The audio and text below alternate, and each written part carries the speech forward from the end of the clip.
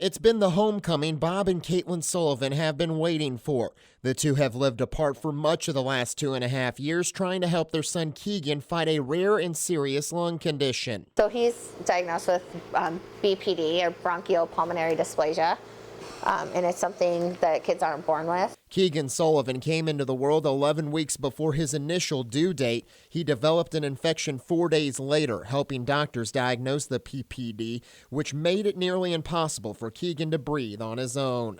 Right away, there was obviously going to be some limitations as far as his, would he reach? I don't want to say a full potential because, who's to say what full is, but there would obviously be some differences there, and he might not be able to do all the things that I did when I was growing up. So far, Keagan has spent all of his time between children's hospitals in Omaha and Houston, Texas, hooked up to ventilators to help him breathe. For the Sullivans, that means Caitlin spent her time at the hospital with Keagan, while Bob was at home in Norfolk with the couple's 6-year-old daughter, McKenna, making weekend trips to see his wife and young son. During that time, the two couldn't help but feel like single parents.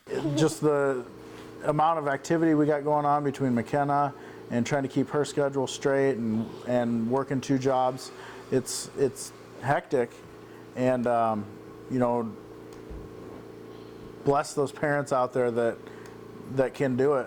Keagan came home for the first time on Thursday and is getting set to spend his first holiday with his full family outside the hospital. While he still has his ventilator to help him breathe, his parents are hopeful he will one day breathe on his own. Unfortunately, lungs aren't something that just grow overnight, so we just have to be patient and just wait and continue to give him the nutrition. And with lung growth, as you're growing in length, you're seeing that your lungs are growing, so good nutrition helps with that lung development. Reporting from Norfolk for US 92, Nate Garner, KTIV News 4.